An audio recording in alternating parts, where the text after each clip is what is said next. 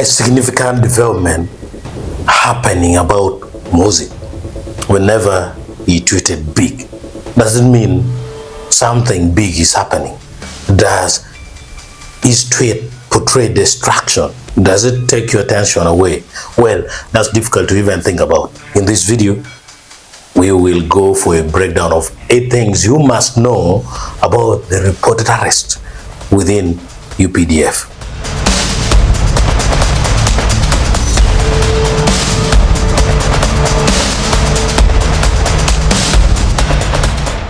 The first thing you must know, what exactly happened? MUHOOZI Kainerugaba, as Chief of Defense Forces CDF, has been leading a wide anti-corruption crackdown inside the UPDF over the past 2 years. At least 20 senior officers have been arrested, detained, investigated. You must remember, this is not a one-day event. It is a systematic purge or cleanup operation. 2. Full list of non-officers.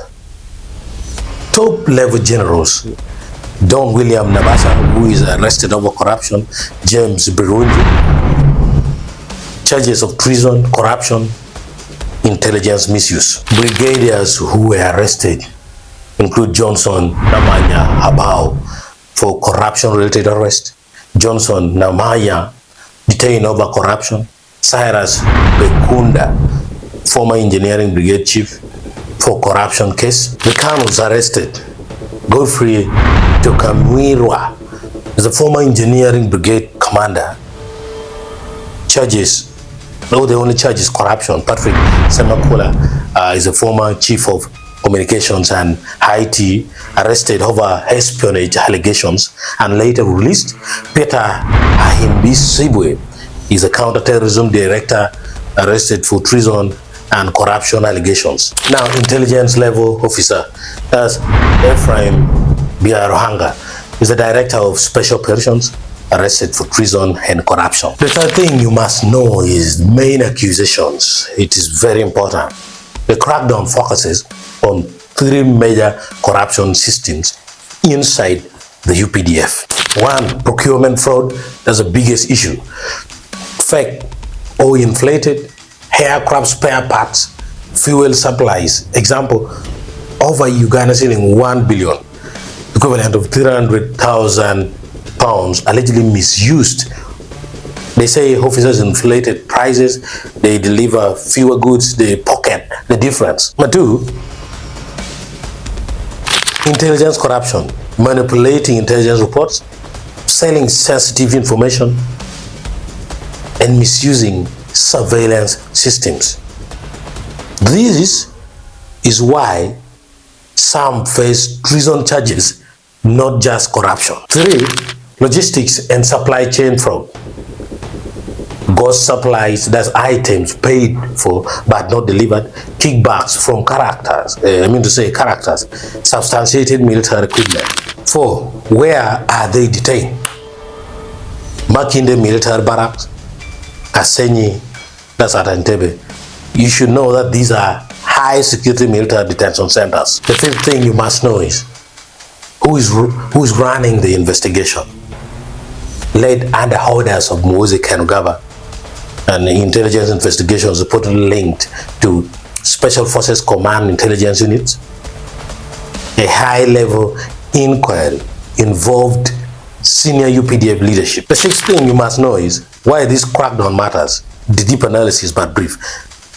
A, power consolidation. MUHOOZI is removing old guard officers and replacing networks tied to past command structures. And this strengthens its direct control over UPDF. B, anti-corruption message. It sends signal. No rank is untouchable. Even generals are being arrested. C, intelligence control. Arresting intelligence officers is equal to tightening control over surveillance, internal security, political intelligence. D, military restructuring. This is not just punishment, it's reorganization. Likely outcomes: new loyal commanders, more centralized command. Now, the seventh thing you must know is war is not yet clear. The first thing is full list of all 20 officers not yet clear, final court outcomes not yet clear, whether more arrests are coming not yet clear. Many cases are still under investigation. 8 is the bottom line. At least 9 senior officers confirmed by name. Total affected is equal to 20 plus officers. The focus is on corruption, intelligence misuse, and treason. The impact is major shift in UPDF power structure.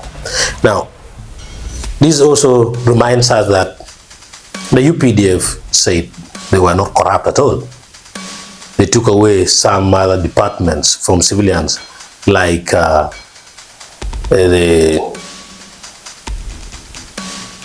operation, the NADS, or the agricultural development, claiming that the civilians are corrupt. I know they can defend with whatever thing, and the civilians will never talk about them, because who doesn't fear someone who has a gun? But of course, civilians, murmurs, whispers, they know there are a lot of corruption inside the army. So that is what it is. We cannot say anything. Thank you.